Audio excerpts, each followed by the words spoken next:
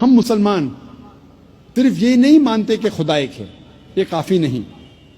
Monotheism کے معنی خدا ایک ہے، یہ ماننا کافی نہیں۔ ہم مسلمان مانتے ہیں توحید میں۔ توحید آتا ہے عربی لفظ وحدہ سے، مطلب یونیفیکیشن، مطلب وحدانیت، ٹو یونائٹ، ٹو کنسولیڈیٹ۔ صرف ایک خدا میں ماننا کافی نہیں ہے۔ اسلام میں توحید میں ماننا فرض ہے، اور توحید کے 3 قسمیں ہیں۔ پہلا ہے توحید ربوبیہ، دوسرا ہے توحید الاسماء و صفات، اور تیسرا ہے توحید العبادہ۔ پہلی قسم ہے توحید ربوبیہ، مطلب ساری کائنات کا رب ایک ہے، اور جتنی بھی چیزیں کائنات میں ہیں ساری چیزوں کو ضرورت ہے اس رب کی، لیکن اس رب کو کوئی بھی چیز کی ضرورت نہیں۔ Everything is dependent on ہم، but he is independent of anything and everything in this world. اسے کہتے ہیں توحید ربوبیہ۔ ہم مانتے ہیں کہ ہمارا خالق، ہمارا رب، ہمارا پالنے والا صرف ایک ہی رب ہے، اور ساری چیزیں جو کائنات میں ہیں ان کو ضرورت ہے اس رب کی، اور اس رب کو ہماری ضرورت نہیں۔ کوئی بھی چیز کائنات میں اس کو ضرورت نہیں۔ دوسری قسم ہے توحید الاسماء و صفات، مطلب خدا، اللہ کی صفات اور اللہ کے نام۔ اس توحید الاسماء و صفات کے 5 نقطے ہیں۔ پہلا نقطہ ہے کہ اللہ کو اس طریقے سے ڈسکرائب کرنا چاہیے، جب اللہ کے بارے میں آپ کہتے ہیں تو اس طریقے سے کہو جس طریقے سے اللہ اور اللہ کے رسول نے کہا۔ ہم اپنے دماغ سے اللہ کو ڈسکرائب نہیں کر سکتے۔ جس طریقے سے اللہ اور اللہ کے رسول محمد صلی اللہ علیہ وسلم نے اللہ کے بارے میں ذکر کرا، اسی طریقے سے ہم کہہ سکتے۔ ہم اپنے دماغ سے اللہ کو ڈسکرائب نہیں کر سکتے۔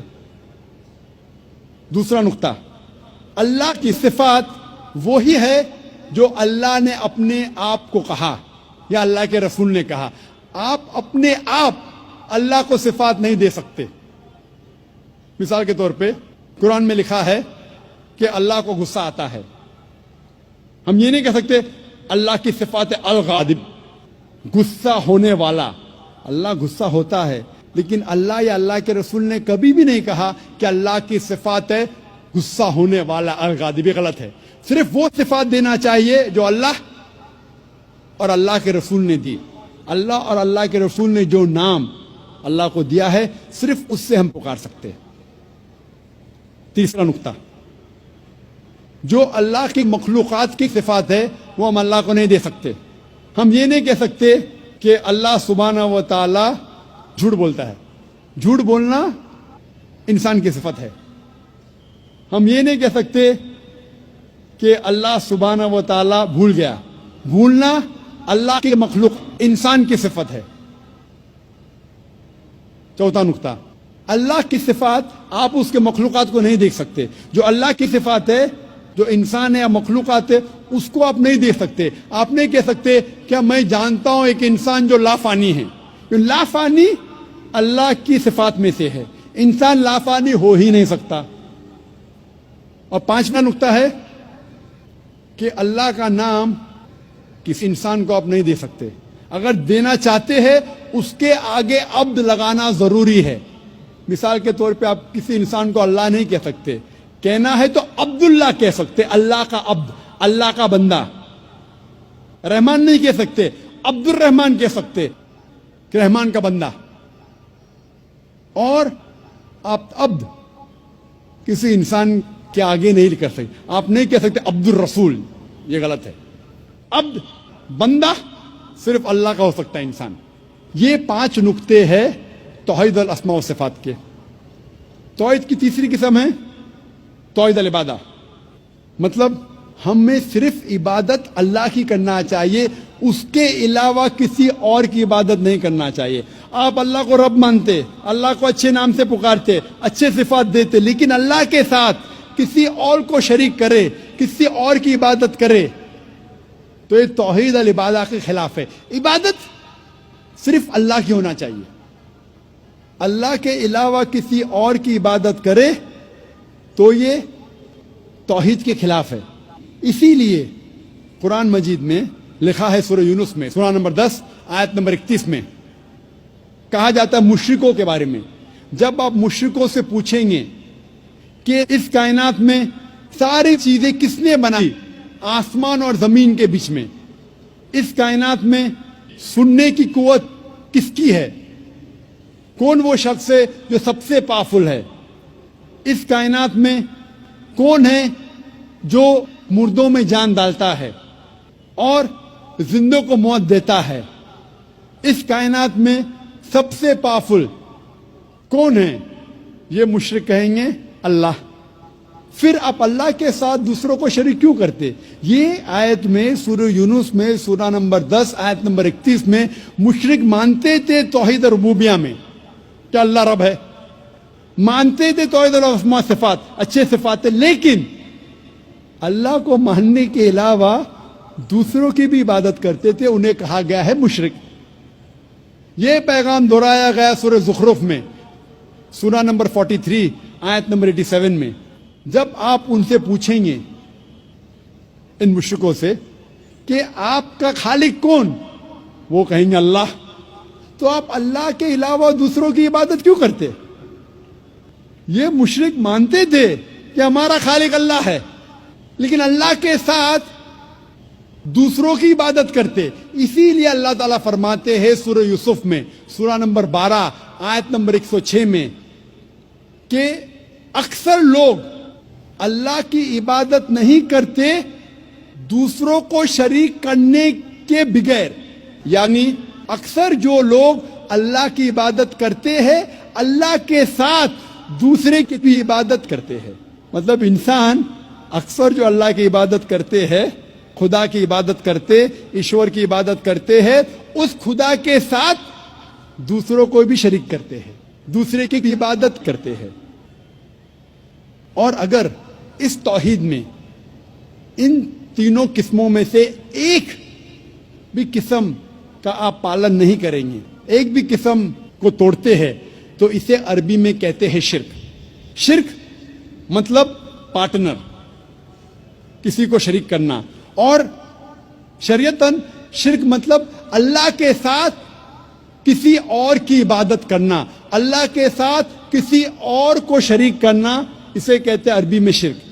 اور قرآن مجید میں صاف طور پہ لکھا ہے سورہ نساء میں سورہ نمبر 4 آیت نمبر 48 میں اور سورہ نساء سورہ نمبر 4 آیت نمبر 116 میں کہ اللہ سبحانہ و تعالیٰ اگر چاہے تو آپ کے کوئی بھی گناہ کو معاف کر سکتا ہے، لیکن شرک کو کبھی بھی نہیں معاف کرے گا، کیونکہ جو انسان شرک کرتا ہے وہ بہت بڑا گناہ کرتا ہے اور بہت دور تک بھٹک چکا ہے.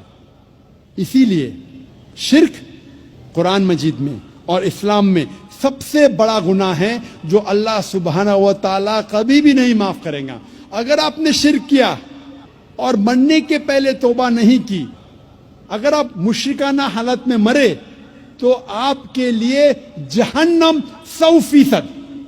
شرک کے علاوہ دوسرا کوئی بھی گناہ کرے آپ، اگر اللہ چاہے تو معاف کر سکتا ہے. اگر آپ نے شرک کیے تو آپ ضرور توبہ کیجئے، شرک کرنا بند کیجئے، انشاءاللہ آپ جنت میں جا سکتے ہیں. لیکن اگر شرک کی حالت میں مرے تو اللہ سبحانہ و تعالی، خدا ایشور، آپ کو کبھی بھی نہیں معاف فرمائیں گا. اسی لیے قرآن مجید میں لکھا ہے، جو میں نے اس تقریر کے شروع میں تلاوت کی، اس آیت کی جسے میں ماسٹر کی کہتا ہوں، سارے تالوں کو کھولنے والی چابی، سورہ عمران سورہ نمبر 3 آیت نمبر 64 میں لکھا ہے، تعالوا الی کلمۃ سواء بیننا و بینکم، آؤ اس بات کی طرف جو آپ اور ہم میں یکساں ہے. تعالوا الی کلمۃ سواء بیننا و بینکم، آؤ اس بات کی طرف جو آپ اور ہم میں یکساں ہے. سب سے پہلی بات، اللہ نعبد الا اللہ، کہ ہم صرف اللہ کی عبادت کریں. میں نے یہ نہیں کہا کہ صرف اللہ میں مانو، صرف اللہ میں ماننا کافی نہیں ہے. اللہ نعبد الا اللہ، کہ ہم صرف اللہ کی عبادت کریں. اللہ کو ماننا کافی نہیں، اللہ کی عبادت صرف کرنا چاہیے، وہ ضروری ہے۔ وَلَا نُشْرِكَ بِهِ شَيْئًا، ہم اللہ کے ساتھ کسی اور کو شریک نہ کرے۔ وَلَا يَتَّخِذَ بَعْضُنَا بَعْضًا أَرْبَابًا مِّن دُونِ اللَّهِ، کہ ہم آپس میں اللہ کے علاوہ کسی اور کو معبود نہ بنائیں، یہ ضروری ہے۔ وَلَا نُشْرِكَ بِهِ شَيْئًا وَلَا يَتَّخِذَ بَعْضُنَا بَعْضًا أَرْبَابًا مِّن دُونِ اللَّهِ فَإِن تَوَلَّوْا فَقُولُوا اشْهَدُوا بِأَنَّا مُسْلِمُونَ، اور اگر اس کے بعد وہ لوگ نہیں مانتے تو ہم گواہی دیتے ہیں کہ ہم مسلمان ہیں، ہم اللہ کی عبادت کرتے ہیں اور اللہ کا کہنا مانتے ہیں۔ یہی پیغام عیسیٰ علیہ السلام نے دیا۔ قرآن مجید میں لکھا ہے سورہ مائدہ میں سورہ نمبر 5 آیت نمبر 72 میں، لَقَدْ كَفَرَ الَّذِينَ قَالُوا إِنَّ اللَّهَ هُوَ الْمَسِيحُ ابْنُ مَرْيَمَ، وہ لوگ کفر کر رہے ہیں جو لوگ کہتے ہیں کہ عیسیٰ علیہ السلام ابن مریم اللہ ہے، وہ لوگ کفر کر رہے ہیں۔ وقال المسیح، لیکن عیسیٰ علیہ السلام نے کہا یا بنی اسرائیل، اے بنی اسرائیل، اعبد اللہ، اللہ کی عبادت کرو، ربی و ربکم، جو میرا رب اور آپ کا رب ہے۔ انما یشرک باللہ، اگر اللہ کے ساتھ کسی نے دوسرے کو شریک کرا، فقد حرم اللہ علیہ الجنہ، جنت آپ کے لیے حرام ہو جائیں گی، وما وہ النار وما للظالمین من انصار، اور آپ کے لیے جہنم کی آگ ہے، اور ظالم کے لیے آخرت میں کوئی مددگار نہیں۔ عیسیٰ علیہ السلام فرماتے انما یشرک باللہ، اگر اللہ کے ساتھ کوئی کسی کو شریک کرتا ہے، فقد حرم اللہ علیہ الجنہ، جنت اس کے لیے حرام ہے، وما وہ النار وما للظالمین من انصار، اور اس کے لیے دوزخ کی آگ ہے، اور ظالموں کے لیے آخرت میں کوئی مددگار نہیں ہے۔ قرآن مجید میں اللہ تعالیٰ فرماتے ہیں سورہ انعام میں سورہ نمبر 6 آیت نمبر 108 میں کہ جو انسان غلط خدا کی عبادت کرتے ہیں آپ ان خداؤں کو گالی مت دو، ورنہ یہ لوگ جہالت میں اللہ کو گالی دیں گے۔ لکھا ہے قرآن مجید میں سورہ لقمان میں سورہ نمبر 31 آیت نمبر 27 میں، اگر آپ اس دنیا کے سارے جھاڑ کو قلم میں تبدیل کریں گے اور سارے سمندر 7 سمندر ملا کے اگر سیاہی میں تبدیل کریں گے، پھر بھی آپ ان سے اللہ سبحانہ و تعالیٰ کے شبد نہیں لکھ سکیں گے۔ اس تقریر کو میں ختم کرنا چاہتا ہوں اللہ سبحانہ و تعالیٰ کی آیت سے، سورہ حج سے، سورہ نمبر 22 آیت نمبر 73 میں، جہاں اللہ تعالیٰ فرماتے ہیں کہ اے لوگو